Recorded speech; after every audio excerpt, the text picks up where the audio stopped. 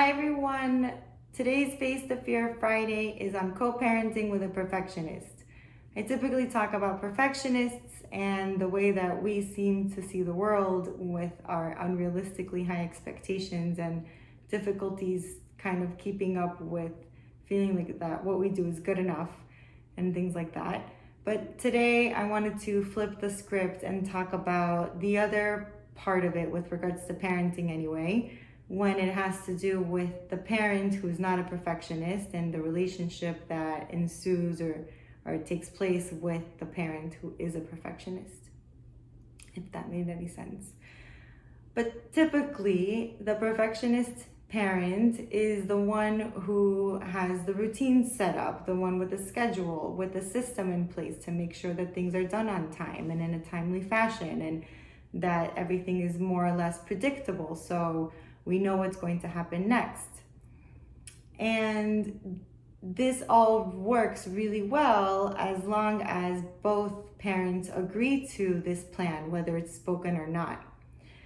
But when there's moments of slight or major chaos, and by the way, I'm not talking about anything like abuse or neglect, whether it's physical, emotional, verbal, psychological. I'm talking about the day-to-day sorts of things, like we need to go and someone can't find their right shoe, or it's bedtime but we're in the middle of a movie, or there's an entire mess of crumbs all over the floor because somebody didn't sit close enough to the table to make sure that they're eating on the plate, or homework is getting done but at 10 o'clock at night when the children have been home for the past 5 hours.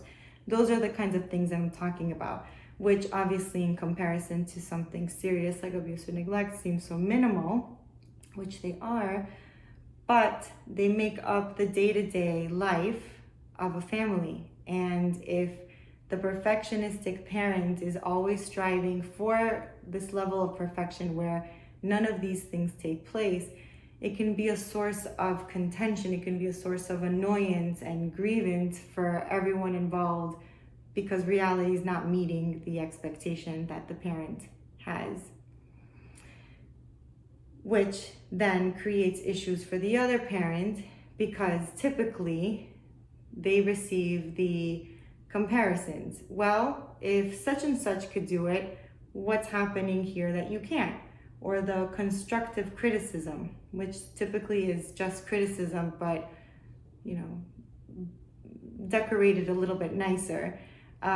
Like, well, if you would have listened to me, or if you would have read the articles, or if you would have done XYZ, then we wouldn't be in this situation and you wouldn't be struggling, which is incredibly not helpful because it's just pointing a finger at the problem and not necessarily finding the solution. It can also become a point of that, like a power struggle, who's right versus who's wrong. The one who's doing all the research, so then they're right, and the one who is going off on the fly, so they're wrong. And the kids typically end up being in the middle of all of it because they have to somehow choose a side between what one parent believes to be true versus what the other parent believes to be correct. And at the end of the day, nobody wins because children don't need to choose between one parent or the other. And as co-parents, whether your relationship together in the relationship or not, don't need to feel like you're one-upping the other one. Again, I'm talking about situations that are not detrimental to the mental health of the children. So how do you go about it?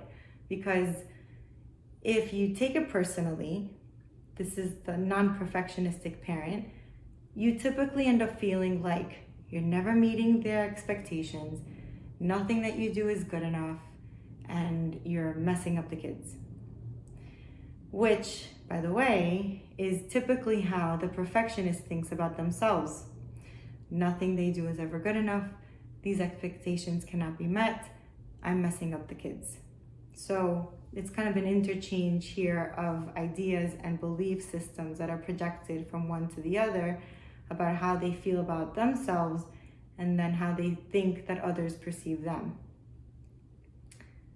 So the first and foremost thing is to try your hardest to not take it personally. Perhaps there may be some truth to what the perfectionist parent is trying to say to you, like, hey, maybe we should come up with a system that works better. Or maybe we should pause the movie and watch it tomorrow. Whatever, you know what I mean. But the delivery is usually, unless there's work that's done, not the best. So if you can take it upon yourself to understand that these situations are triggers for the perfectionistic parent, then you can sidestep yourself from taking it personally and have more of a mental and emotional bandwidth to try to come up with a solution that works for the both of you.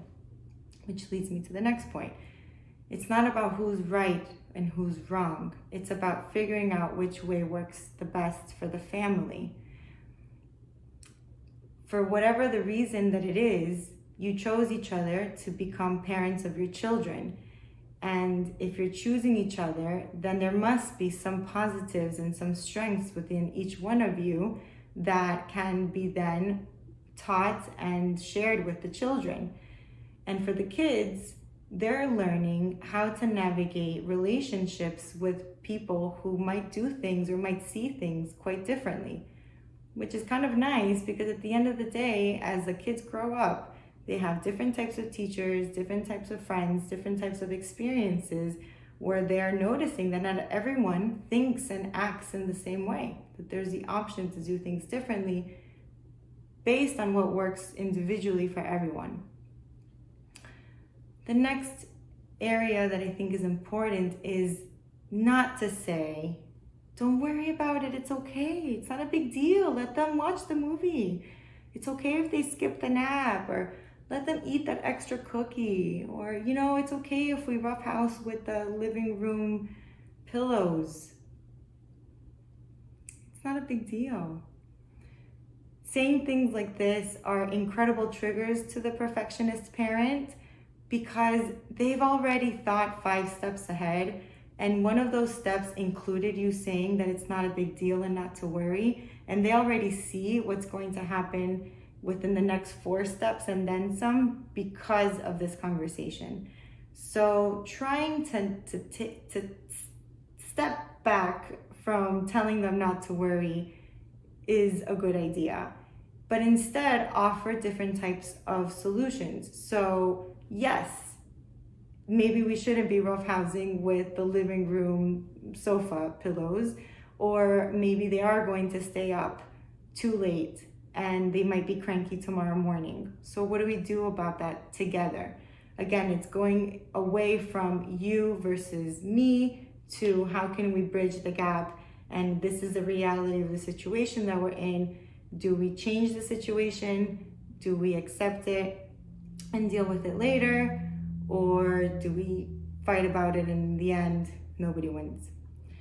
So I wanted to throw these ideas out there because I know that it can get very frustrating when one person feels like it always has to be the way that the other parent wants. And it's also very exhausting to feel like you're always the one making all the decisions because the other person doesn't seem to do it the way that you think is right.